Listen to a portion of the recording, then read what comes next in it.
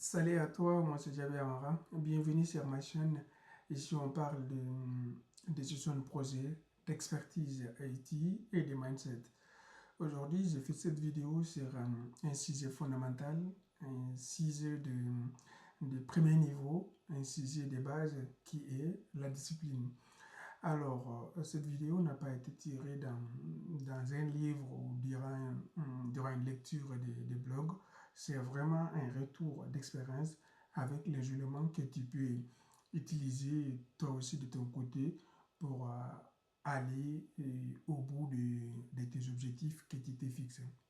Ces objectifs-là, ça peut dépendre de ton contexte. Ça peut être des objectifs professionnels, ça peut être des objectifs personnels. Donc voilà, donc à ce niveau-là, la définition t'appartiendra. Euh, D'abord, je vais répartir les éléments de la discipline à 5 niveaux maximum. À chaque niveau, je vais te donner comment tu vas maintenir le niveau de la motivation nécessaire pour accomplir la tâche qui nécessite de l'énergie, de la motivation que tu n'as pas forcément tout le temps, mais que l'objectif final t'intéresse beaucoup. Voilà, donc c'est ça vraiment le but de la vidéo. Euh, on va commencer par la première étape qui est les éléments déclencheurs. La première façon d'avoir de la motivation, c'est de visualiser l'objectif, c'est-à-dire de te mettre dans un mood qui l'objectif est déjà accompli. Et ça, c'est de visualiser le fait que l'ensemble des choses que l'accomplissement de l'objectif va te procurer. Est-ce que je serai beaucoup plus en forme?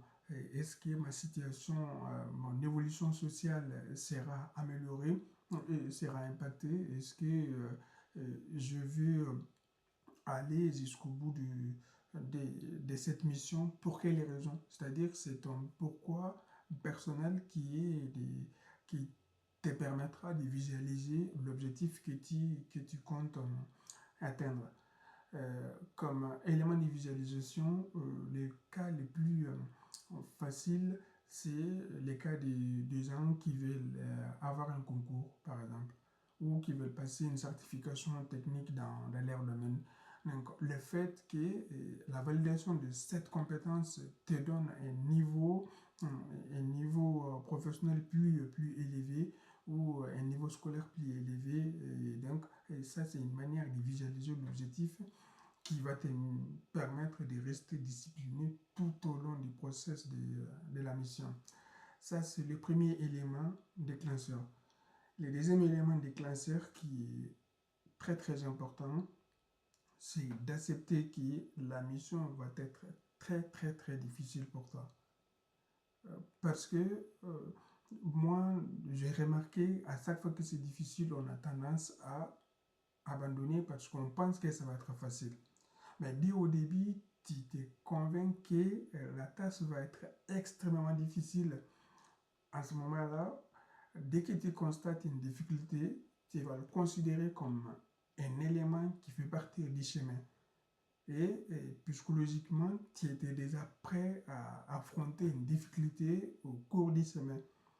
Donc, ça, c'est une deuxième manière qui va te pousser à ne pas abandonner, à rester tout le temps focus sur la mission face à n'importe quelle difficulté tu l'as déjà acceptée, donc ça ne va pas impacter ta façon de progresser.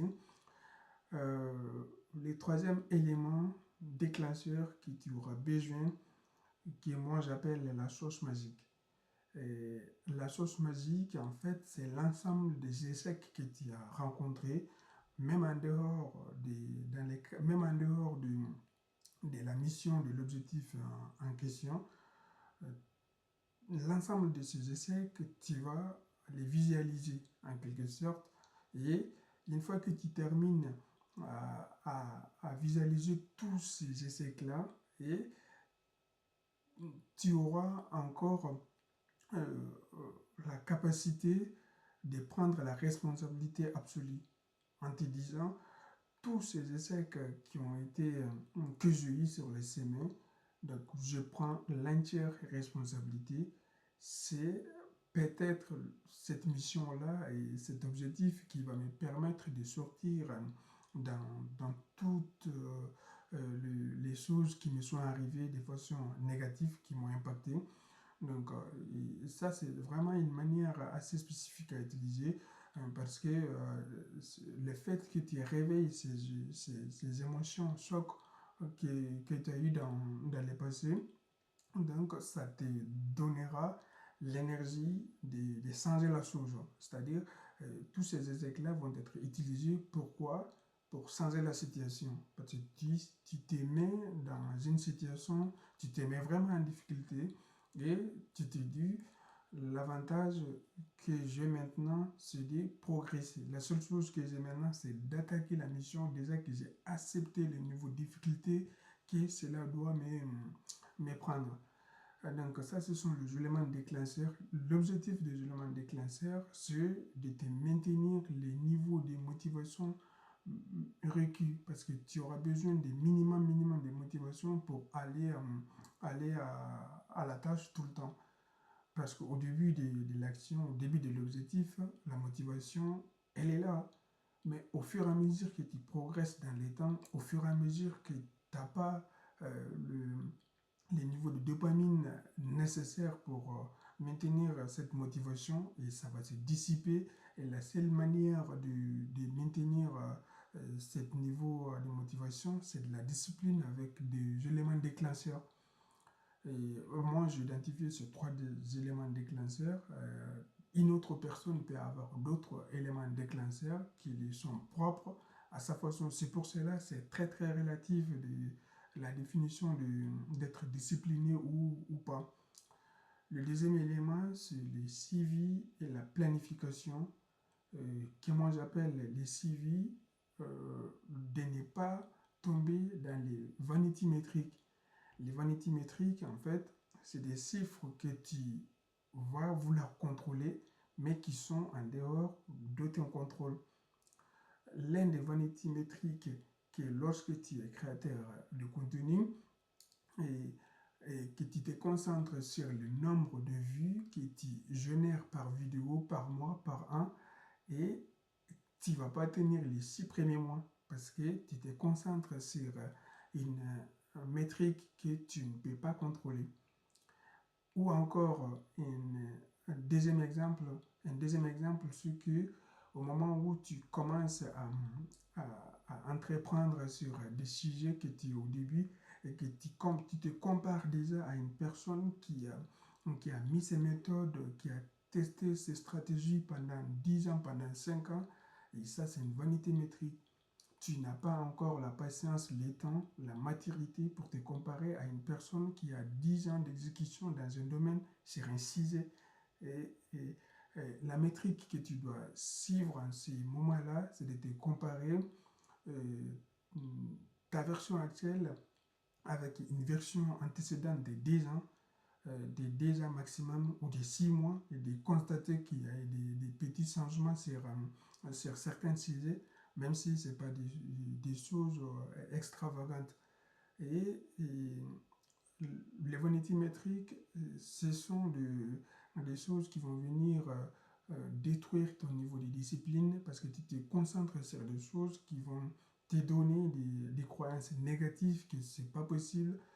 À ce niveau-là, tu dois maintenir des suivis sur uniquement que les choses qui sont à ton contrôle. Par exemple, combien de vidéos j'ai créé en une année, 100 vidéos, combien de séances je fais en une année, 350 séances, comme chaque jour, voilà, ça c'est des vanity, c'est des métriques qui sont pas en dehors de ta portée. Donc, la planification, parce que ça c'est au niveau du suivi, et si on progresse sur la planification, il faut mettre en tête qu'au début, que tu fais au moment où tu fais la planification des actions à faire en semaine, en mois ou en année, ça ne va jamais se passer comme tu l'as fait. Et ça, c'est une réalité. Donc, c'est pour cela il faut maintenir un minimum, un écart pour les imprévus. Il faut pouvoir réorganiser les plannings pour t'adapter à des imprévus, à un appel qui était nécessaire mais que tu n'avais pas prévu par exemple.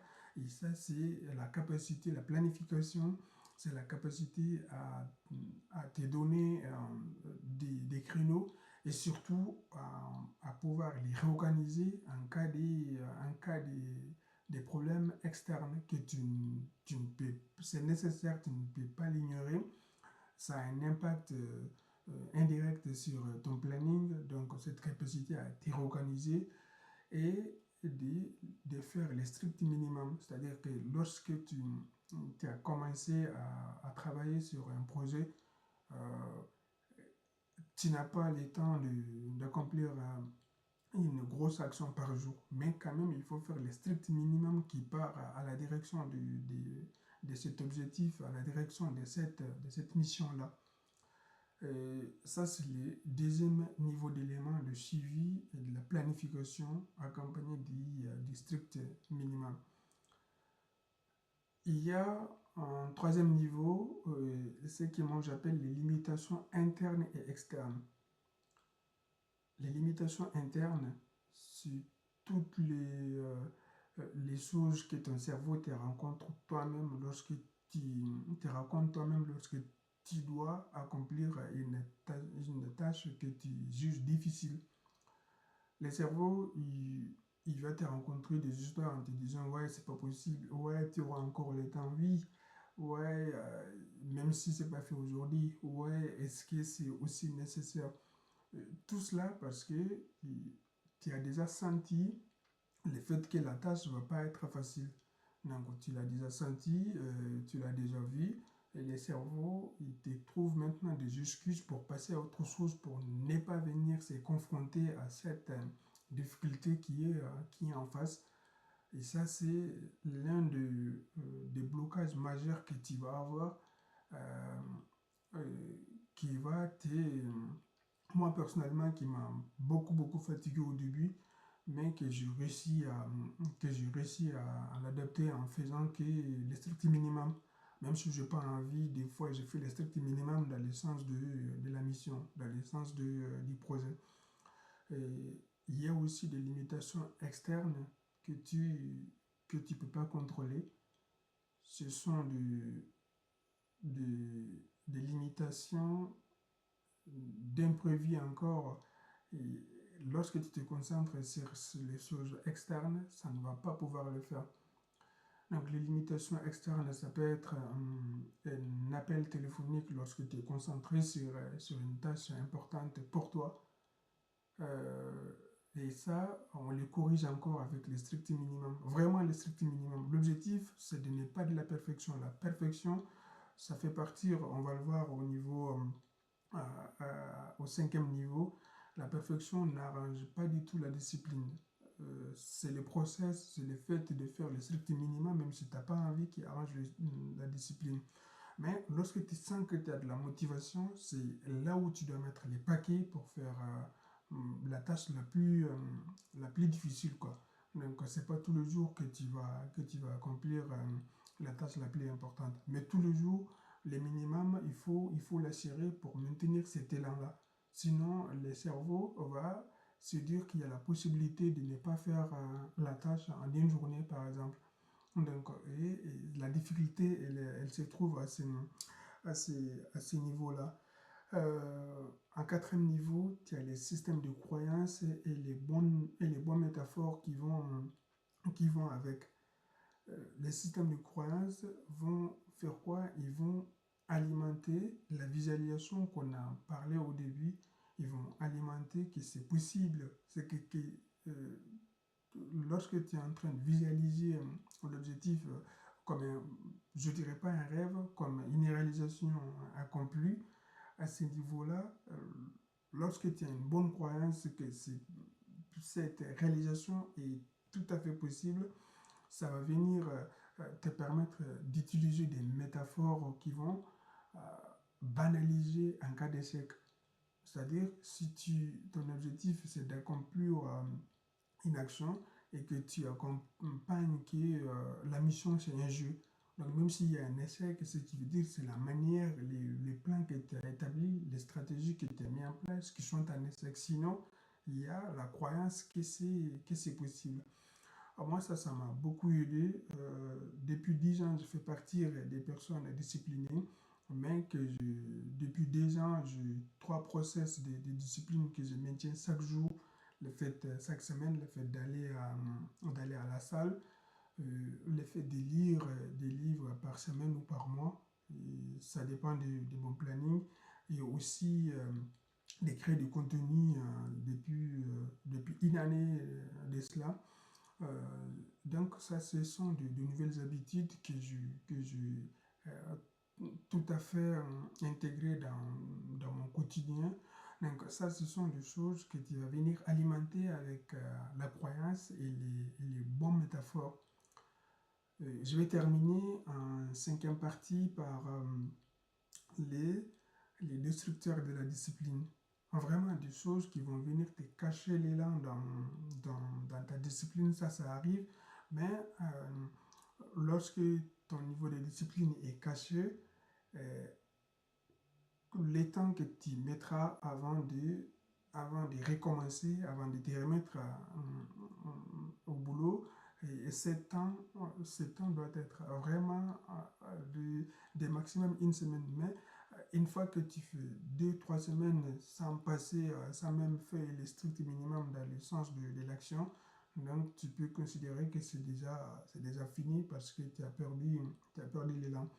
Comme on l'a vu, tu as les vanités métriques qui sont les destructeurs vraiment de la discipline, c'est-à-dire des fausses comparaisons et des chiffres, des chiffres que tu ne contrôles pas.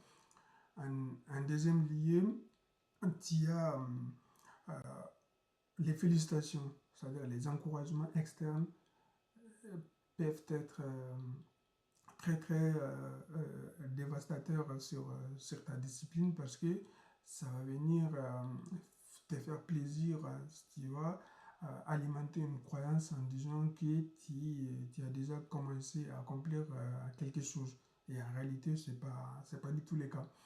Donc les félicitations externes, il faut rester humble et de considérer que la mission n'est pas accomplie. C'est des félicitations, peut-être que c'est des signaux positifs, mais ça ne doit pas être des éléments pour alimenter ton ego ou venir te donner des croyances en disant que tu es déjà en dessus de ce qui te félicite. Et ça, c'est vraiment très très important. C'est très très destructeur de ton niveau de discipline. En troisième lieu, c'est l'impatience. Lorsqu'on n'est pas patient, donc on ne peut absolument rien faire sur 18 mois par exemple. Tu ne peux pas maintenir une stratégie de 3 ans, de 5 ans, de 10 ans si tu es impatient. Parce que tu veux avoir des résultats tout de suite, tout de suite, tout de suite. Donc, et l'impatience est souvent créée par les félicitations externes lorsqu'il gonfle ton ego. Donc ça, c'est vraiment mon retour d'expérience sur la discipline, non tiré d'un livre, non tiré d'une référence, mais c'est ma façon de voir la discipline. Et c'est de cette manière que ce sont ces éléments-là que moi j'utilise pour rester focus, rester concentré, que ce soit sur les plans professionnels et les plans personnels et dans vraiment la gestion personnelle au quotidien, quoi. Donc, euh, je termine par cette différence. Le fait de lire des centaines de livres de développement personnel ne va pas te rendre discipliné, mais par contre, lire par jour 10 pages pendant une année te rendra discipliné. Et tu peux même utiliser cette base pour ajouter encore d'autres habitudes sur cette petite base de discipline de lecture de 10 pages par jour. Alors, je te dis à très bientôt pour d'autres vidéos de ce type ou sur d'autres thématiques qui l'expertise a été la gestion de projet.